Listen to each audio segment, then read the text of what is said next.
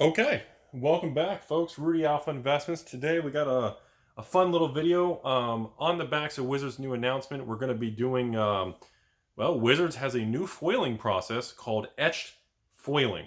Obviously, there's a little video on the internet. You can kind of get an idea of what the heck etched foiling is.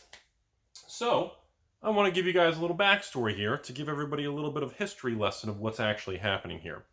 So, for those of you who don't know what this is, these are flesh and blood trading cards, and these are what they call cold foiled, which is the term the Flesh and Blood TCG uses for these type of promotional cards. Now, they have regular foil cards in their boxes, just like Magic the Gathering.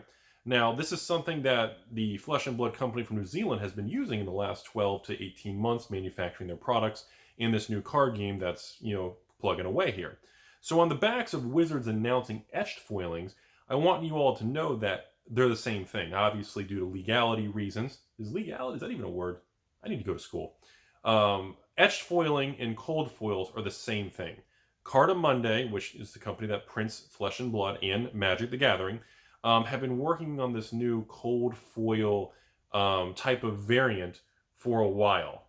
And if you haven't seen these in person, they're quite stunning. I highly recommend checking them out if you've never seen these before, because here's a big secret, everybody. Cold foil cards don't warp.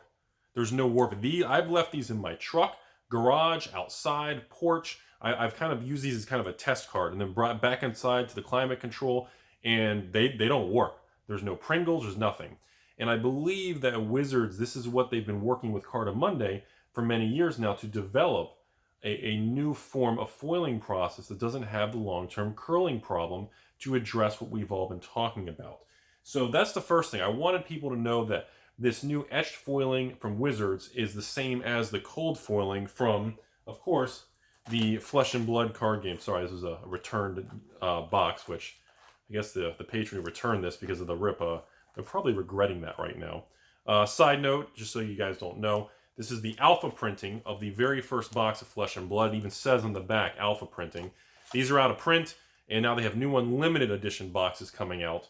And if you haven't heard by now, the company put out a press release stating that cold foiled cards are not going to be in the reprint unlimited edition products, only in the original printings of first edition or alpha printing of being the very first box.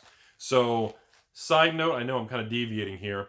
For the record, the price of these boxes, like when patrons bought them for like $70 or something, they went to 100. As of the filming of this video, I know it's insane, and I do not recommend paying this right now. These boxes are now trying to be sold for $300 to $600 a box. It's absolutely insane of the price spike. So I don't think that's sustainable. That's way too big of a jump, way too quick. Be careful, everybody. I don't think it's worth that. It just I'm gonna call a little caution in the wind on that one. So back to the thing though. So this whole new etched foiling process is, I believe, Wizards' solution to try to get us into a new era and try to stop this whole long-term foil problem of clouding on the foil surface and also curling of the cardboard. Those of you who don't understand what I'm talking about, how do I say this? If you take a foil card and it gets exposed to extreme temperature swings, the metal-like surface or metallic-like surface of the foiling layer changes shape differently than the actual cardstock, therefore pulling the top of the card. Like here, I'll get a card here. So, in other words, the foil layer on top of the card, when exposed to extreme humidity, heat, or temperature swings, it kind of shrinks. The metallic layer has a bigger shrinkage. Oh god, a hashtag shrinkage. Here we go. My comment section is, I shouldn't have said that. So what happens is that metal layer shrinks on top and it pulls the cardstock upwards. And it creates a curling on the cardstock because the metal metallic layer kind of pulls it upwards because it shrinks, pulling the cardstock up.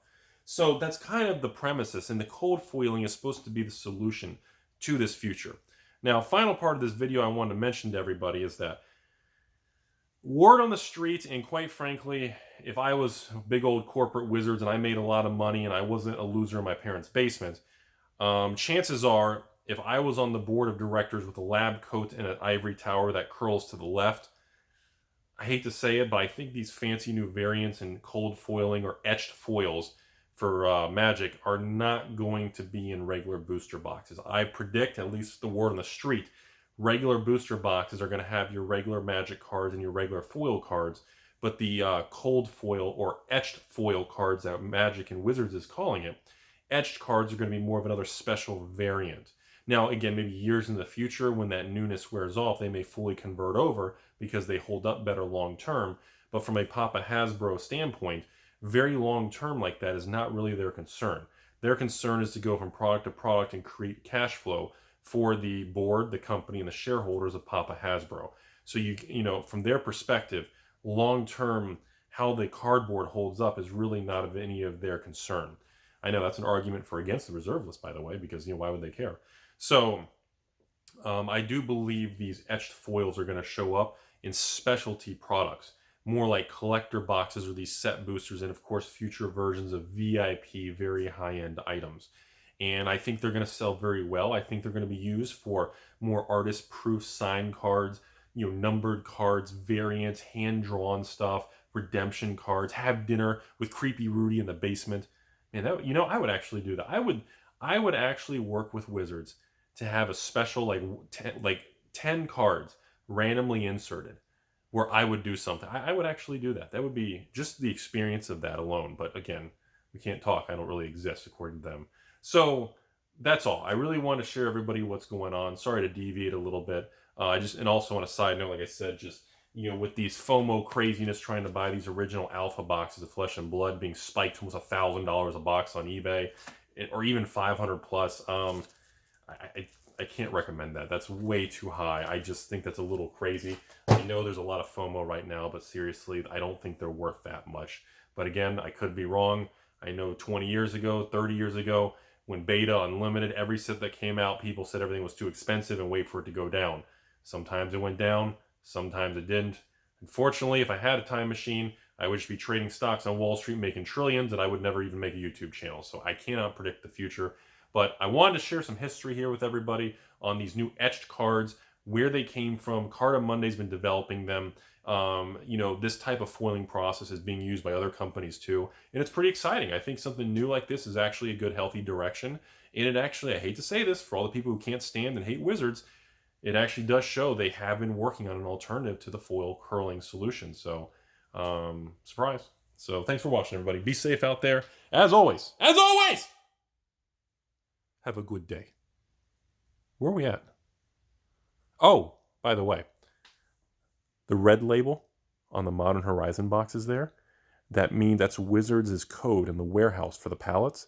That means they're at the end of the print life cycle. So I know no one's watching the end of the video. So fun fact, when you see the red barcode on the side of the Modern Horizon or any standard box, that means the product's out of print. Don't tell anybody.